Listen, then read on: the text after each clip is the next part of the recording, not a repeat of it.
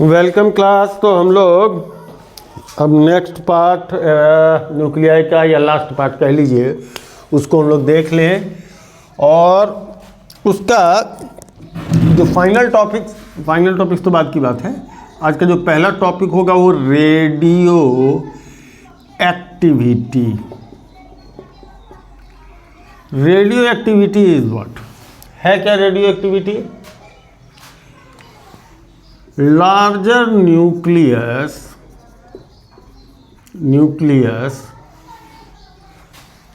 emits smaller nucleus as well as some nucleons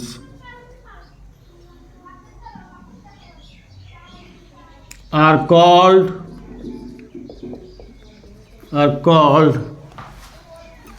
radioactive element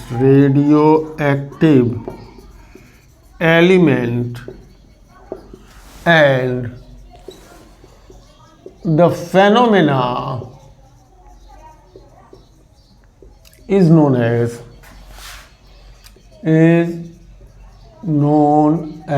radioactivity।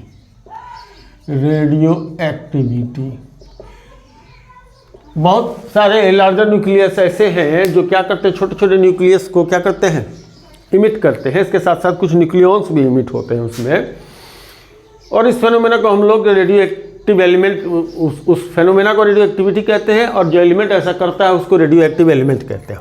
हाँ, ये इसको discover किया था किसने? इसको डिस्कवर किया था आपको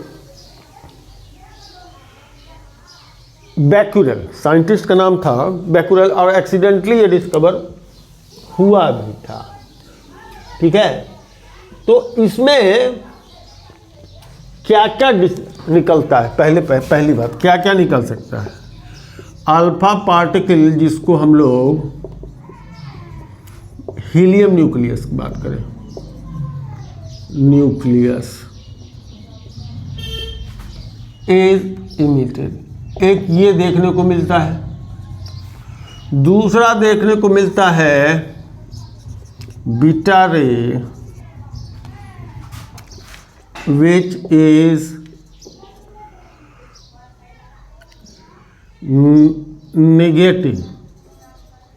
negative particle like electron as well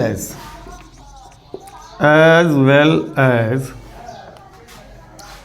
positron, same as electron having positive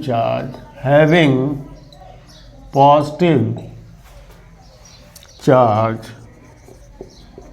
is emitted। ठीक। तीसरा gamma rays, which is electromagnetic wave is also emitted. तो ये सारा, इन सब अल्फा पार्टिकल दिख सकता है, बीटा रे दिख सकता है, कुछ केसेस में पॉजिटिव इलेक्ट्रॉन टाइप का, जिसको पॉजिट्रॉन कहते हैं, वो भी दिखता है, और gamma rays, alpha beta and gamma rays, तीन अल्फा पार्टिकल, बीटा रे एंड गामा रे का को हम लोग क्या कर पाते हैं, ऑब्जर्व करते हैं। किसमें? Process of radio activity. ठीक है जी।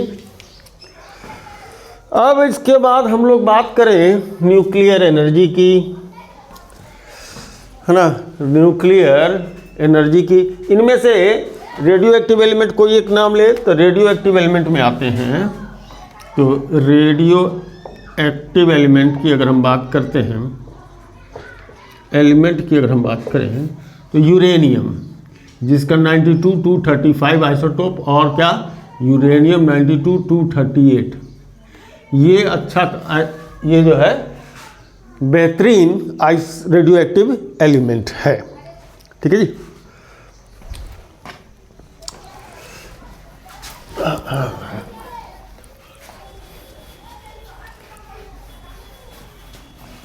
अब बात करें किसकी, न्यूक्लियर एनर्जी की।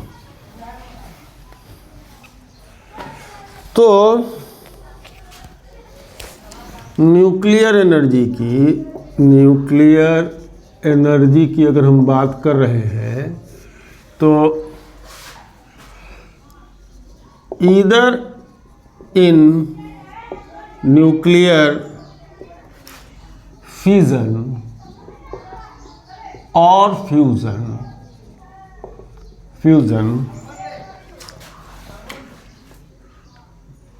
mass defect takes place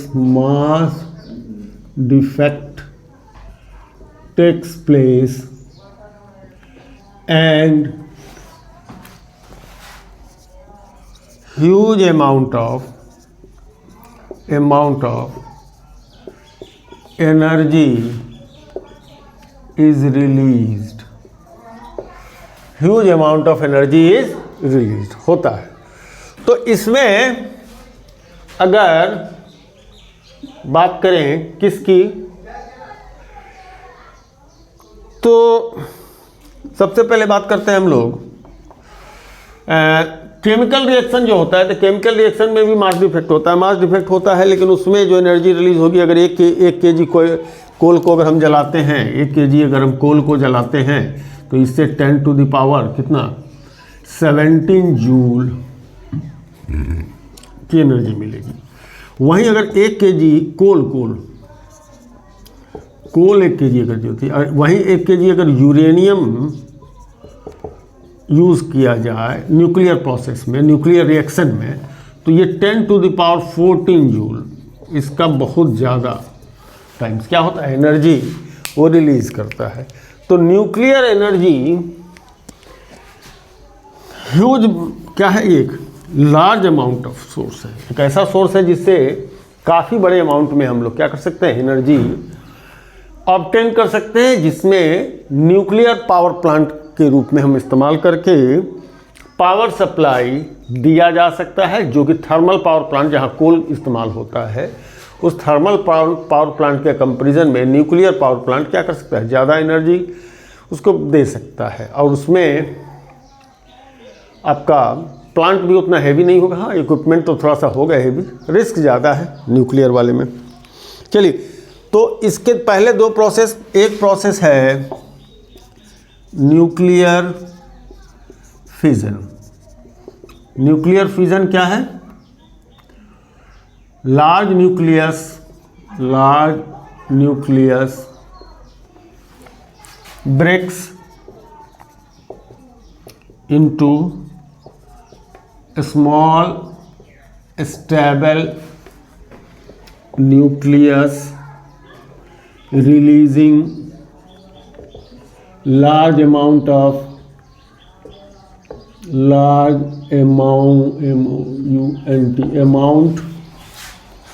energy.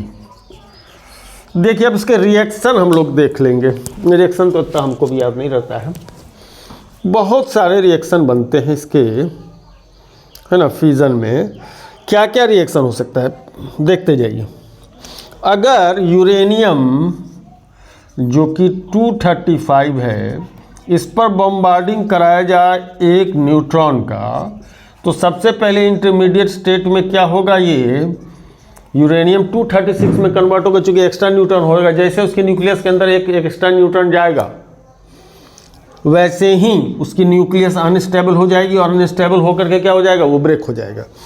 Bombarding कराते हैं न्यूट्रॉन का यूरेनियम के साथ, यूरेनियम का न्यूक्लियस के अंदर गया और वो बैलेंस बिगाड़ दिया। जैसे इम्बैलेंस होगा, उसके बाद कई एक चीज़ें बन सकती है।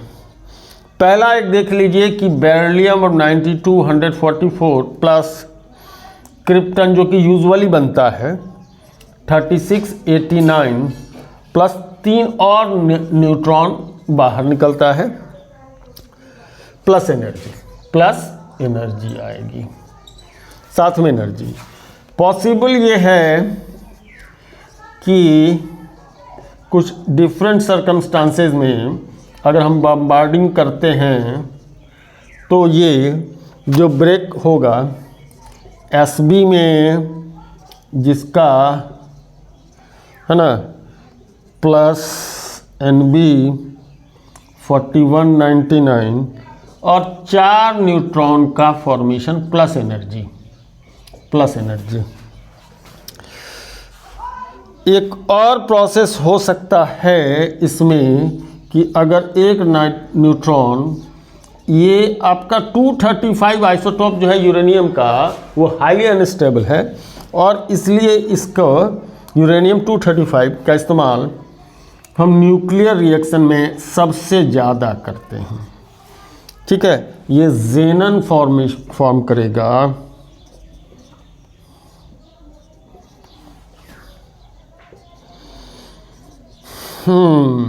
3894 प्लस 2 ठो न्यूट्रॉन, इसमें भी फिर प्लस एनर्जी क्या करेगा, वो रिलीज करेगा।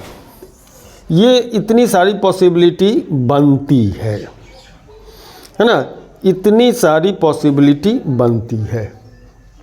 ओके, अब एक चीज़ देखने वाली बात क्या हो जाएगी इसमें देखने वाली बात ये हो जाएगी कि ये जो आप देख रहे हैं है ना, जो भी फॉर्म होता है, जो छोटे न्यूक्लियस बनते हैं, उसका रेंज आपका 30 to 170 के बीच में। देख लीजिए, ये भी जो मास नंबर है ना, वो 30 to 170 के बीच में आ जाता है।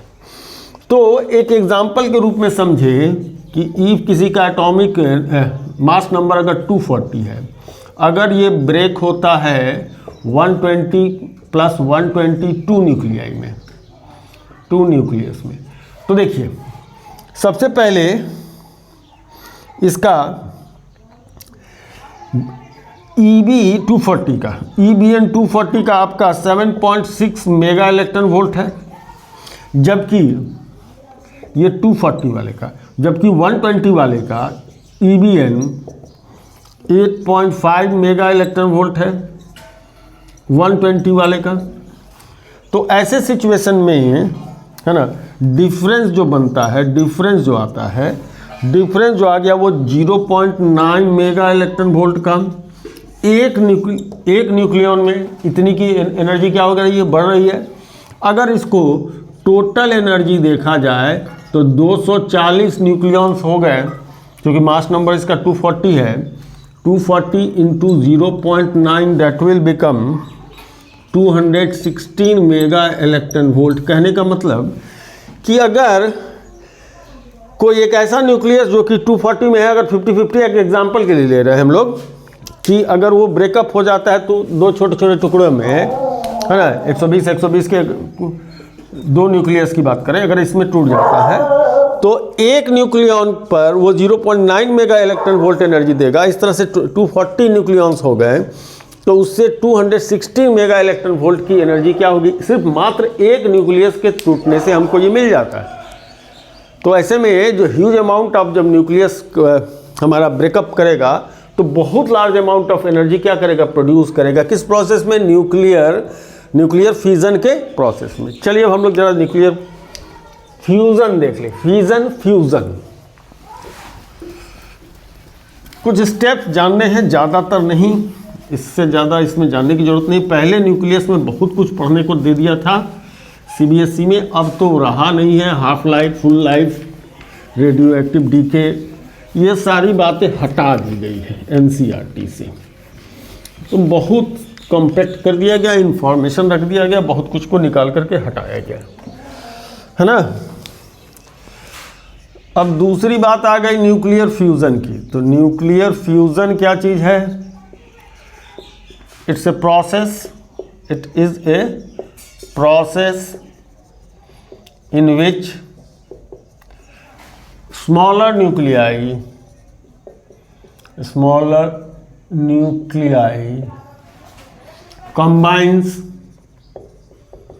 combines to form a large nucleus। अब ये भी बहुत सारे हैं, ये भी एक नहीं अनेक है, अनेक है। कैसे कैसे कैसे आते हैं देखिए, बिल्कुल एनसीईआरटी के एग्जाम्पल को ही हम आपके सामने रख दे रहे हैं, कुछ ज़्यादा नहीं। सन के कोर में, इन द सन, सन में जो होता है, जो सन एनर्जी देती है, एक हीलियम और एक हाइड्रोजन मिला तो एक ड्यूटेरियम का फॉर्मेशन किया, एक पॉजिट्रोनो बनाया, एक एंटी न्यूट्रिनो बनाया, plus 0.42 mega electron volt release किया। अब 2 ड्यूटेरियम मिलेगा तो 2 ड्यूटेरियम मिल करके एक हीलियम का आइसोटोप प्लस एक neutron plus 3.27 of mega electron volt energy produce करेगा। फिर 2 ड्यूटेरियम मिलकर के पॉसिबल है ना, 2 ड्यूटेरियम मिलकर के, ऐसा जरूरी नहीं कि यही कंडीशन हो सकता है, यही रिजल्ट आ सकता है, डिफरेंट कंडीशन में कहानी अलग हो सकती है। एक ट्रिटेरियम का फॉर्मेशन होगा, एक हाइड्रोजन एटम भी आ जाएगा बाहर में, और साथ में 4.03 मेगा इलेक्ट्रॉन वोल्ट एनर्जी क्या कर सकता है, वो रिलीज कर सकता है। इसके साथ में हमारे जो हमारा क्या है, सन है, सन में ही ये रिएक्शन होता है, क्योंकि उसके लिए उतना हाई टेम्परेचर, बहुत ही ज़्यादा हाई टेम्परेचर पर ही आपका क्या हो सकता है, न्यूक्लियर फ्यूज़न का रिएक्शन हो सकता है, लो टेम्परेचर पर नहीं होगा।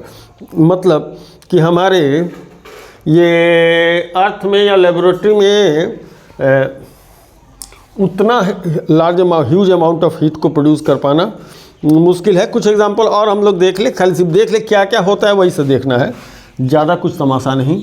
एक हाइड्रोजन प्लस एक हाइड्रोजन 0.42 इलेक्ट्रॉन वोल्ट, ये तो आ चुका है, ये तो आ गया। साथ में अच्छा, इसकी पूरी प्रोसेस है, इसकी पूरी प्रोसेस है कि एक हाइड्रोजन प्लस एक हाइड्रोजन बन गया एक ड्यूटेरियम, एक पॉजिट्रॉन, एक anti neutrino 0.42 mega electron volt के साथ एक पॉजिट्रॉन और एक इलेक्ट्रॉन मिल करके 2 गामा रेज का फॉर्मेशन करेगा, और साथ में इसी प्रोसेस में जो प्रोसेस हो रहा है उसी में, है ना। और इसमें जब एक ड्यूटेरियम बन गया तो एक ड्यूटेरियम और एक और हाइड्रोजन एटम के साथ अगर वो रिएक्ट कर गया तो एक हीलियम न्यूक्लियस का फॉर्मेशन होगा, साथ में gamma rays plus 5.49 mega electron volt हो जाएगा। इसके साथ 2 हीलियम आइसोटोप जो बन गए हैं वो एक perfect helium 4 isotope plus 2 hydrogen को फॉर्म कर सकता है, 2 हाइड्रोजन फॉर्म हो जाएगा, साथ में 12.86 मेगा इलेक्ट्रॉन वोल्ट की एनर्जी रिलीज हो जाएगी। इसके साथ साथ और भी सारे रिएक्शन हमारे सन के अंदर देखने को मिलता है। वो क्या कि 4 हाइड्रोजन एटम और 2 इलेक्ट्रॉन के साथ मिल करके एक हीलियम बना, plus 2 anti neutrino plus 6 gamma rays के साथ 26.7 मेगा इलेक्ट्रॉन वोल्ट की एनर्जी हो जाएगी। इस तरीके की कहानी ये डेवलप करेगा। कंट्रोल थर्मोन्यूक्लियर रिएक्शन होता है, इसको ज़रा पढ़ लीजिए, अब इसमें ज़्यादा कुछ बातें नहीं है। तो न्यूक्लियस चैप्टर से मिला जुला करके जो ये इन्फॉर्मेशन है, वो इन्फॉर्मेशन ही अपने को क्या करना है, कलेक्ट करके रखना है, और इससे ही बेस कुछ ना कुछ क्वेश्चन बनेंगे। क्वेश्चन क्या बनेंगे, वो जो प्रैक्टिस पेपर होगा उससे हम लोग क्या कर पाएंगे, देख पाएंगे।